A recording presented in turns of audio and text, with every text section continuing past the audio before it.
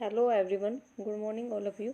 जैसा कि आपको पता है कि डेली आपके लिए करंट अफेयर की सेशन लेकर आते हैं, तो आज हम इस वीडियो में डिस्कस करेंगे जितने भी आपके ये 10 मई के जितने भी करंट अफेयर के क्वेश्चन हैं, ये सब आज हम इस वीडियो में डिस्कस करेंगे। और दोस्तों, वीडियो को लाइक और शेयर सब्सक्राइब करना मत भूलें, क्योंकि ये जो आपके लिए क्वेश्चन है ये द हिंदू न्यूज़ और बहुत सारे न्यूज़ का कलेक्शन होता है। तो वीडियो बनाने में बहुत मेहनत लगती है, तो इसलिए वीडियो को लाइक शेयर सब्सक्राइब करना मत भूलें। और मैं आपको डेली बोलती हूँ कि डेली मॉर्निंग में उठकर एक टारगेट फिक्स करें और पूरा दिन उसको टारगेट में अचीव करने में लगा दीजिए। आपकी लाइफ ऑटोमेटिकली चेंज हो जाएगी। और पढ़ो ऐसे कि आपको दोबारा पढ़ना ना पड़े। 10 क्वेश्चन कराते हैं, 10 क्वेश्चन आपके लिए मोस्ट इम्पोर्टेंट होते हैं। तो चलिए स्टार्ट करते हैं आज का पहला क्वेश्चन। तो आज का पहला क्वेश्चन है दोस्तों कि हाल ही में कौन सा राज्य मुफ्त इलाज की सुविधा देगा। तो हाल ही में कौन सा राज्य मुफ्त इलाज की सुविधा देगा और पहला राज्य बन गया है, वो बन गया है महाराष्ट्र। तो ये आपको याद रखना है कि महाराष्ट्र पहला राज्य बन गया है जो मुफ्त इलाज की सुविधा देगा। तो दोस्तों ये आपको याद रखना है। अब यूपी की अगर अलग ऑप्शंस को डिस्कस करें तो यूपी ने सरकार ने अभी एक मोबाइल ऐप लॉन्च किया है, तो जिसका नाम है प्रवासी राहत मित्र। जो प्रवासी यूपी के अंदर रह रहे हैं उनके लिए ये लॉन्च किया है। और अभी बिहार का जो ऐप है दोस्तों वो है गरुड़ ऐप, तो मैंने कई बार आपको बताई हुई है। तो अभी नेक्स्ट क्वेश्चन देखेंगे, हाल ही में यूपी सरकार ने कौन सा मोबाइल ऐप लॉन्च किया है। तो वही क्वेश्चन आ गया है दोबारा से। तो देखिए, प्रवासी राहत मित्र ऐप लॉन्च किया है। तो अब प्रज्ञाम ऐप की बात करें तो प्रज्ञाम ये झारखंड ने लॉन्च किया है। तो ये आपको याद रखना है। और कोरोना वाच की बात करें तो कोरोना वाच आपका कर्नाटक राज्य ने लॉन्च किया है। तो ये आपको याद रखना है। एग्जिट की बात करें तो एग्जिट ऐप हाल ही में वेस्ट बंगाल ने लॉन्च किया है। तो ये आपको याद रखना है।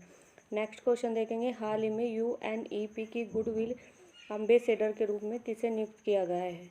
तो ये जो गुडविल एम्बेसडर के रूप में नियुक्त किया गया है, ये किया गया है दिया मिर्ज़ा को। तो पहले से ही दिया मिर्ज़ा थी, लेकिन इनका जो अवधि है उसको बढ़ा दिया है, 2022 तक बढ़ा दिया है। तो UNEP की बात करें तो इसकी जो स्थापना हुई थी वो हुई थी 5 जून 1972 में। हेडक्वार्टर है इसका केन्या में। तो ये आपको याद रखना है। अब अगला क्वेश्चन देखेंगे कि हाल ही में भारत ने किस देश के साथ कोकिंग कोल के लिए समझौता किया है। तो दोस्तों ये जो कोकिंग कोल के लिए समझौता किया है हाल ही में, ये किया है रूस के साथ। तो रूस के साथ भारत ने कोकिंग कोल का समझौता किया है। अब कोकिंग कोल की बात आई तो कोकिंग कोल का हेडक्वार्टर है जो है वो है वेस्ट बंगाल की कैपिटल कोलकाता में। और इसके जो अभी हाल ही में MD CEO बनाए गए हैं वो है प्रमोद अग्रवाल। तो ये आपको याद रखना है। नेक्स्ट देखेंगे, हाल ही में कोविड-19 आपातकालीन प्रक्रिया के लिए भारत को $500 बिलियन का ऋण देने के लिए किसने घोषणा की है। ताकि ये कोरोना महामारी से भारत उभरे, इसलिए ये ऋण देगा। तो कौन से बैंक ने देने की घोषणा की है $500 बिलियन, तो वो है AIIB। तो AIIB इसे $500 ऋण देगा भारत को। तो ये ऋण इसलिए देगा कि भारत में कोविड-19 के कारण काफ़ी दिनों से लॉकडाउन चल रहा है, जिसके कारण इकोनॉमी में बहुत ज़्यादा फ़र्क पड़ा है। तो इसे ऋण से भारत मुसीबत से बाहर हो सके, इसलिए ये ऋण देगा। अब AIIB की बात आई है तो AIIB का जो हेडक्वार्टर है वो है बीजिंग चाइना की कैपिटल भी है। तो ये आपको याद रखना है। तो चलिए देखते हैं नेक्स्ट क्वेश्चन कि हाल ही में विशाखापट्टनम में गैस त्रासदी में किस गैस का रिसाव हुआ है। तो अभी आपको पता है कि विशाखापट्टनम में एक गैस रिसाव हुआ है। तो वो किस गैस का रिसाव हुआ है, तो वो हुआ है दोस्तों, उसका जो नाम है वो है स्टाइरिन गैस। तो स्टाइरिन गैस आप सभी जानते हैं कि हाल ही में जो LG पॉलीमर प्लांट है, यहाँ पर एक गैस त्रासदी हुई है जिसमें 11 लोगों की जान चली गई है, जिसका रिसाव हुआ है। उस गैस का नाम है स्टाइरिन गैस। तो ये आपको याद रखना है। अब मिथाइल आइसोसाइनाइड की बात आई तो मिथाइल आइसोसाइनाइड गैस की बात करें तो ये 1984 में भोपाल त्रासदी गैस हुई थी।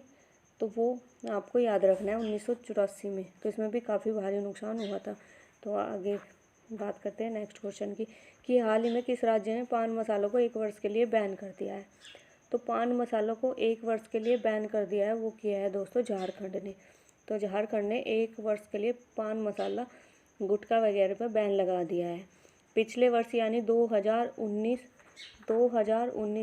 और 20 में झारखंड के विभिन्न पान मसालों के ब्रांड लगभग 41 सैंपल कलेक्ट किए थे।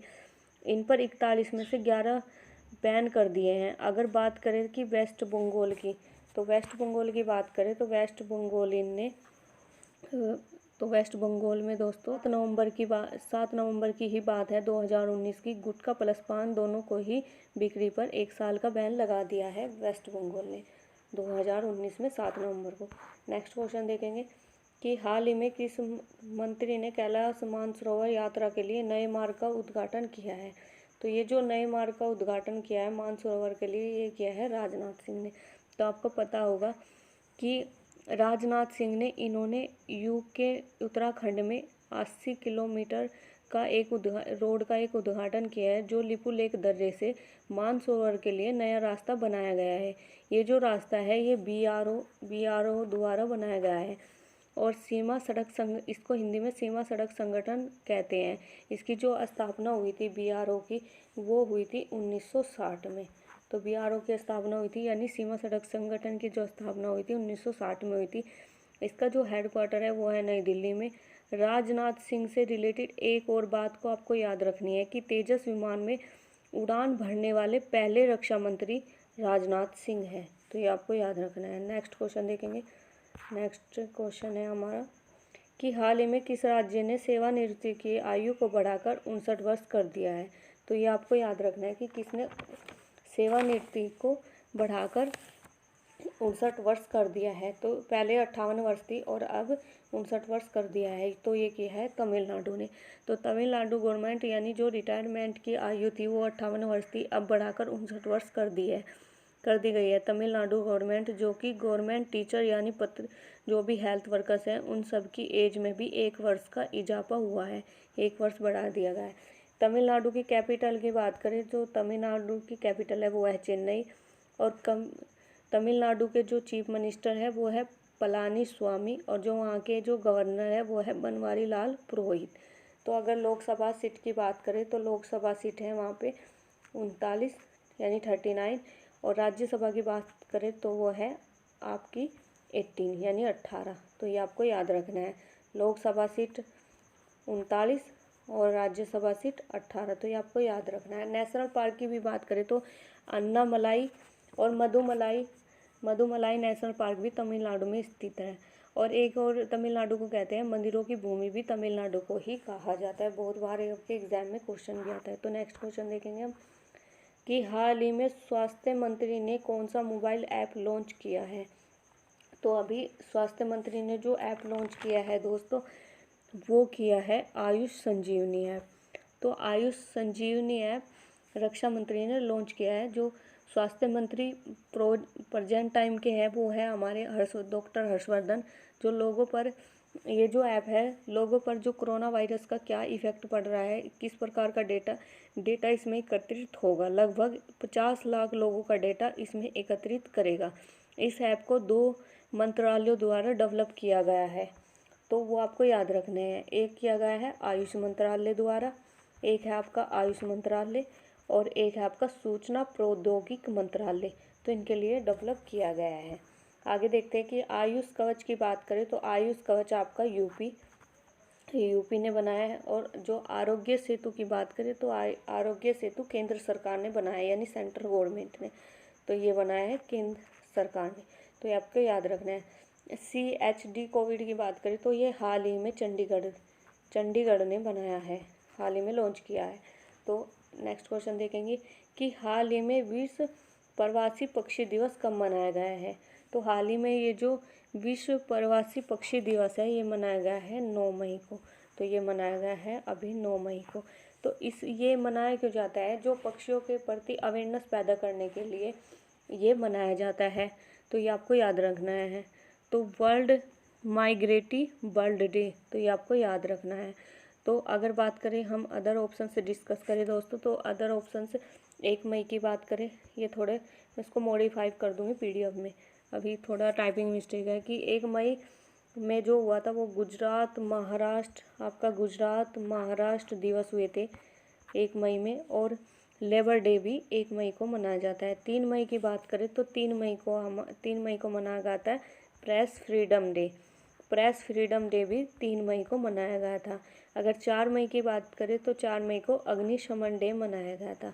और अगर हम 5 मई की बात करें तो दोस्तों 5 मई को मनाया गया था हमारा माह का पहला मंगलवार जो होता है उसको वर्ल्ड अस्थमा डे मनाया जाता है।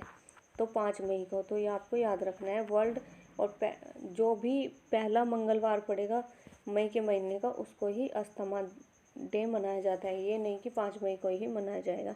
अगर बात करें हम 7 मई की, तो 7 मई की बात करें तो 7 मई को हमारा वर्ल्ड एथलीट डे मनाया गया था 7 मई को। और बात करें 8 मई की, तो 8 मई को मनाया गया था वर्ल्ड रेड क्रॉस डे। 8 मई को मनाया गया था वर्ल्ड रेड क्रॉस डे। तो ये सभी आपको ध्यान में रखना है। तो आज के लिए बस यहीं तक क्वेश्चन थे आपके, और अगर आपको वीडियो पसंद आता है तो इसको लाइक शेयर सब्सक्राइब करना मत भूलें। और दोस्तों अपना फीडबैक ज़रूर दें, या कि जो भी वीडियो में कमी रह जाती है उसको मैं थोड़ा सुधार कर सकूं। तो अपना फीडबैक ज़रूर दें, और लाइक शेयर सब्सक्राइब तो ज़रूर करें। तो थैंक यू सो मच।